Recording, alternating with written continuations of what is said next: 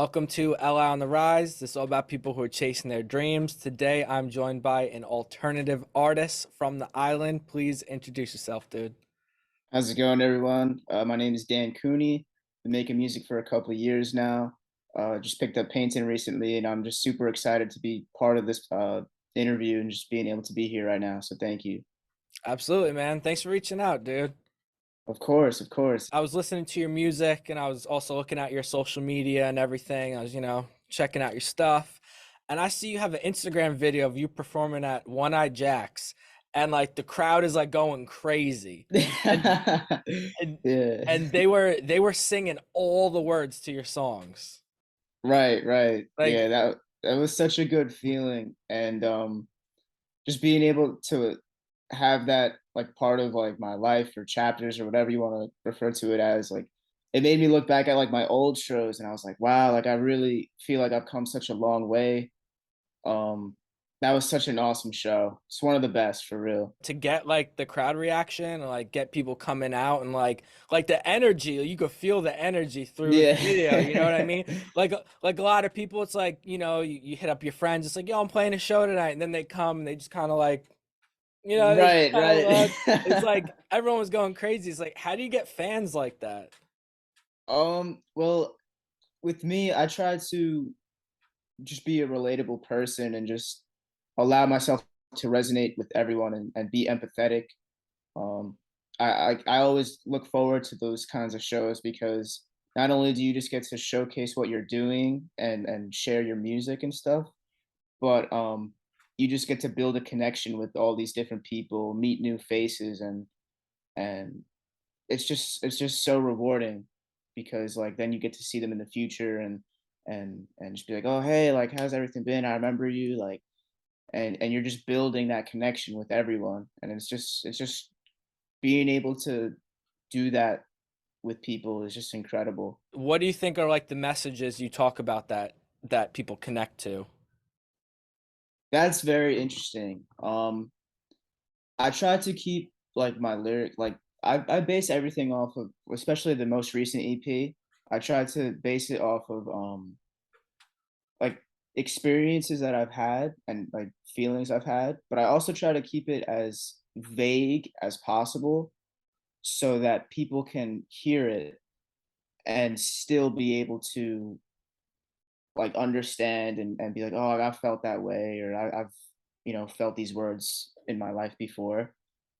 So I think just writing relatable stuff that people can feel good hearing or feel like they are being heard as well.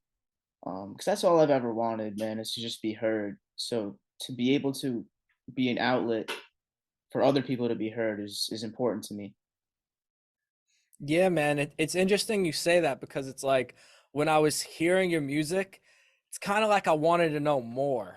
I want to know a little bit Yeah. more, but all That's I'm, sweet. you know what I'm saying? But it's like I hear your message, but all I'm left with is what I went through.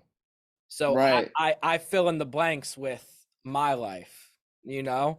Right. And which is what I want out of like what I'm putting out, especially like with my paintings. Like I try to like one of my favorite artists is Richie Culver, and a lot of his like canvases are usually just like phrases or words. But like I'm looking at it, and the cool thing about it is that it could have, like music could have so many different meanings, but like everyone can pick up on it. Like you said, you fill in the blanks from your life.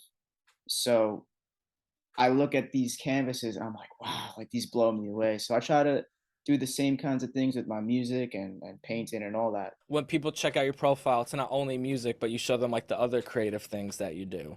You know what I Right, mean? right. Like a lot of people are like, yo, I'm this artist and that's all I am. And it's like, nah, like it's cool to Exactly. show other sides of yourself. Like it's interesting, I see like the little Sprite. You painted like the Sprite logo. Yeah. Yeah. And I think that's another thing. Like a lot of these like artists, they try to like they focus too much, and I'm guilty of it too. But like they try to focus too much on like making every all their grids and profiles like picture perfect, and it's like no one's gonna empathize with that because like they can pick up on it, being too perfect or like polished. Like if you just show that you're a real human being, like they'll appreciate that, and that's what I try to do. You released an EP called Long Island Doesn't Love You. Right. What made you pick that title? So, oh man, I'm so glad you asked this because we can really get into it. It's just so, all right. I guess just interactions I've had with different people like throughout my life growing up, I always just want to be myself. And, especially like being from Long Island, there's going to be a lot of people who are like, oh, like they listen to, this is just like some crazy examples, but they listen to like Billy Joel or, you got to be all like preppy sometimes certain ways. Like I went to private school. So like they were all like Vineyard Vines kids, like preppy, whatever. And I was just never really into that. Just wasn't my scene. Um, I'll say like when I got into high school, I tried that kind of style out, but it felt like I was faking it, and it just wasn't me. So I feel like, man, like if this is like um the basis of what like Long Island is right now, like they don't love who I am, and I don't really love who they are. So it was kind of like this anti-hero thing. Um and I also like, previously worked at restaurants and stuff like that. And you just deal with like certain like crazy customers who like always got something to say, always got to put their 2 cents in. But so it all stems from that. That's just the broad kind of thing. Um, but like it kind of ties back to how like we said like you fill in the blanks to your story. Like it's just similar to that. There's a lot of different examples that we could get into, but Well, I appreciate you sharing that, man, because like, I'm doing my little research. I'm like, oh, he named his EP Long Island Don't Love You? yeah, Like shit. Cause like my whole thing is like I just like like the whole how the show came to be is like it just frustrates me that someone could be so talented, but it's kind of harder for them just because of the area that they're in. right, You right. know? So when I read that title, I was like, shit, man, this guy gets it. Yeah. You know? Especially like it's also like there's a lot of um New York artists, or like whether they're big or still like emerging. Some of them like come from Long Island, but they choose not to claim Long Island. So I feel like it was just a creative way also for me to say how I feel about where I'm at, but also be able to claim like my hometown in a sense. Yeah. Yo. So it's like a nice little twist, but like it just all falls into that. And I feel like that's why it's just such a big part of my brand, you know. I dig it, man. I dig it. That Thank was you. creative right there. Yeah. I appreciate it. Of course, man. So we're gonna jump into some of the music. So you have a song called Casper. Right, right. And that one really stood out to me. So it has like a pop, acoustic, little electronic towards the end, sound to it. What genre is that song? That I love that question, man. And we're gonna into it. But I just want to say real quick, that was produced by my buddy Focus Jordan. So Jordan, if you're tuning into this, I appreciate you, man. We really did our thing on that track. But it's just crazy because back in November, I was watching the Kanye West Iceberg on YouTube. It's a two-parter, and there's just so much like I just love that Iceberg, man, because I learned so much from it and it just made me so inspired. Um, so I was with Focus that night and I was like, man, we gotta make like a Kanye West type record.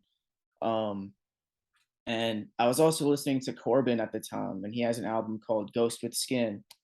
I was like, man, that's such a cool title because like just metaphorically speaking, like there's a lot of people who probably feel like they're a ghost with skin. They're kind of just floating around, like getting in day by day. Like they're here, but they're really not here in a way. Um, but anyway, like we made the record that night, and it was originally like just the outro wasn't there yet. Um, we just put that first part together, and it was kind of like I guess you could say like some cloud hop, like something like that. But then like we added the outro. It reminds me of Power by Kanye West just because of how like dun, dun, like everything is just like into it. So I'm like, man, like this is really cool. Um, So yeah, it's oh man, it's just so it's borrowed from so many different styles, and I really want all my records to be like that. I think going forward, so I don't like being put in a box. I feel like there's so much we can do and accomplish, and I guess be so excited just to being like unpredictable. There's a pro wrestler named Sting, and back in the '90s, he said the only thing that's for sure about Sting is nothing's for sure. So I take that and I try to apply it to what I'm doing, man. I don't tell my next move. I keep it here, but when it happens, and it's always something different. So you never know what you're gonna get for real. So you have a track, The Way You See. That's like a straight rock song. And you do have other songs that are like that rock style, but that one like really stood out to me a lot. hmm What So that song in particular, I had a mixtape in 2019. It was a 9-track mixtape, and it was just like a SoundCloud exclusive at the time. The Way You See was on there, but it's not the way you see that like everyone knows now. It was like I made it on my phone, like GarageBand iOS, and it was cool for the time. But as I got better at making music, and I started realizing like everything needs structure.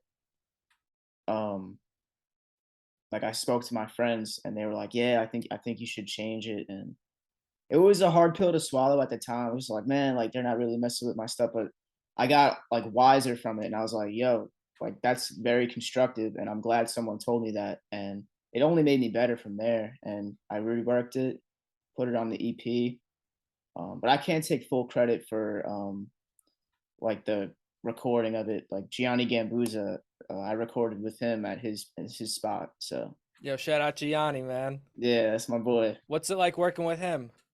It's so much fun. I know he's big on building, like, taking all the elements, using different instruments and stuff. So that's why I always love working with him on like my more guitar based stuff. I went to him other times, like we worked on songs I had like with instrumentals, like just straight up beats. And the work is still great, but like I know Gianni, like he's big on like building. Um, so like I came to him like with the EP and with like we just had a new song recorded in June. So that's gonna be out soon, and it's just always fun with him, like we went to the same college together, we worked together briefly, so yeah, he's awesome. What school you guys went to? Five Towns College. What you feel like that helped you in any way? Because I ask people, and some people are like, yeah, and then some people are like that was a fucking waste of time. Yeah, so we can get into that real quick. I think meeting all of the people there, it's a plus. Everyone there is kind of like their own canvas. They um are all creative people basically. So like just being able to have all of them and working with all of them, befriending all of them is really great. I initially studied the I was in like the jazz commercial music program, which is great, but it's like an apple, some people like red apples, some like green. I just felt like I was faking it every week, like reading like the sheet music and everything. It just became hectic, and um during like the brief period like we were all home because of like the pandemic or whatever, I was able to kind of ask myself like, yeah, like what am I really doing? And I just didn't think there was anything I could get out of being in that program. And that's just me. I know there's like other people who benefit from it. So I actually switched to business management, and I'm learning a lot of skills that I feel like I'm really going to benefit from, and it's been great making that switch. It's benefited me a lot. So I think it does have like benefits. You just have to like do your research and find the right avenues for you. When you switch from jazz to like the more business side of schooling, is there something you can touch on that like local artists should know? Something that you learn where you're like, yo, this is important. Yeah, definitely. Um and I was one of them at one point. Like I feel like a lot of people just like pick a distributor and they drop their music on it and they kind of just hope for the best. That will never work. That is never going to work. And I can say that because I was like that at one point. There's just a lot of behind the scenes stuff as far as like PROs and learning about like management agencies and all of that, different types of managers. Like, if you really want to make a splash, like you're gonna need like a good foundation, like a good team, and it's possible. Like you can definitely find all of that. You just have to put in the work for it, and it'll happen. But it's just there's a lot more behind the scenes action, like that you need to understand. You can never be too naive. And Yeah. like if you really want to make an impact, you got to go above and beyond. Yeah, dude, it's kind of like what the fans see is 20%, and then everything else going on that's not seen is like 80%. Exactly. That's why I Right? love shows like Dave, like Lil Dicky's show Dave on FX and Entourage. Like I love stuff like that because it shows like the entertainment industry, but it shows the behind the scenes stuff that goes on. And like just even watching stuff like that, that's what I love, like Shark Tank, Bar Rescue, all that kind of stuff, because you can really learn a thing or two if you just sit down and watch all that stuff. If you were opening up for a big act and it was your choice, like who do you think you fit in well with? Mm, okay. I think, well, a lot of the inspiration I'm getting from right now is like Wicked Face, Springs Eternal, Young Lean, guys like that. I think um I would do well with, but that's also because I haven't performed a lot of my guitar music yet, which I also want to do. In that realm, I think there's a lot of different choices. Um, I was a big Oasis guy, but they split. So Are if you I ever had that choice, I would love to. I'd have that open for them in a different timeline. But are you a Nirvana guy? yeah, Nirvana's cool and all. I also like, how do I say it? Like I was big on them like when I was younger, but I feel like I've grown out from that a little bit. But like I still find myself like in random like moments in time, like going back to like certain tracks on their albums and stuff, like listening to like Lounge Act. Lounge Act's probably like my favorite Nirvana record. I just think that song is so cool. Um, I find myself, I'll probably listen to it after this, but I found myself going back to these songs. And yeah, so like Nirvana was cool and all. And I think like Foo Fighters, I like some of the earlier Foo Fighters music. Like I like the first album and I like the color and the shape. Those are really, really phenomenal. Another one of like my inspirations too, actually, that also like I try to apply like my vocal style, like and just like my style in general. The Stone Roses, um, they were a big like Manchester band back then, and ASAP Rocky. ASAP Rocky is one of the first rappers I listened to. I didn't really start listening to rap music until like my senior year of high school, and just like his style and everything, like the streetwear and just like how he carries himself. It's really inspiring. So those are just a couple more inspirations to try to like puzzle it together and make it make more sense what I'm putting out. ASAP. Yeah. There we go. Yeah. So interesting you say that because that's another thing I was gonna mention. Your newest song, I'm Happy Wondering. Right. With Salem. Yeah. That's like more of like hip hop style. So it's like, how do you approach that? Yeah. So with that, it was pretty cool how that happened. I pulled up on Salem uh at his like the spot where he records. He had some beats. I had a couple beats in my folder. And then he had the one that's on the record, like he had that one, and we kind of just did it. Like I had, I knew I had like something I wanted to say, and I kind of just wrote it down, and it was pretty cool. Is there anything we haven't talked about that needs to be mentioned? Anything coming up? Anything you want like your supporters to know? Yeah, I want to just take a minute just to plug my Brooklyn show next month at the Hideout. It's gonna be my first time performing in Brooklyn. So I'm really looking forward to it. That's something I always wanted to do. Like I've done a lot of shows on the island, but I'm really happy like it's, getting taken to the next level. I'm doing shows like hopefully after this Brooklyn show I can do more along the Atlantic. That's something I want to do eventually. So yeah, tickets are 12 bills. It's September 24th at the Hideout. So if you're interested in coming, definitely buy a ticket. You can buy one through me. And it's going to be a great night. There's going to be a lot of cool acts. I got a bunch of different surprises in store. So We're gonna play a very quick game. let's do it. All right. So this is how the game works. So you're gonna take down one of the posters behind me, and you're gonna put up a new one with a new artist, Mm. and it's completely up to you. Oh man, that's tough because I see you got Cobain, you got Lil Peep, Kanye West, oh, Amy Winehouse. Is that Avril? Is that Avril to the right in the That, middle there? that is Avril. Okay, so I'm gonna take down Avril. Like And I got is he in the shot? It's hard to see. I got Mac Miller over there. we keep Malcolm. We keep Malcolm up there. Malcolm. Yep. I would take down Avril just because of like I'm not really um too much into her new stuff. Like I think like she's part of like this whole thing where like everything's polished. She's working with these I wouldn't call them plants, but like, you know, describe them how you will. I guess they're plants. So I would take down Avril and I would put up it's tough. I have so many different inspirations. I would put up Rocky, I would put up Stone Roses, Oasis.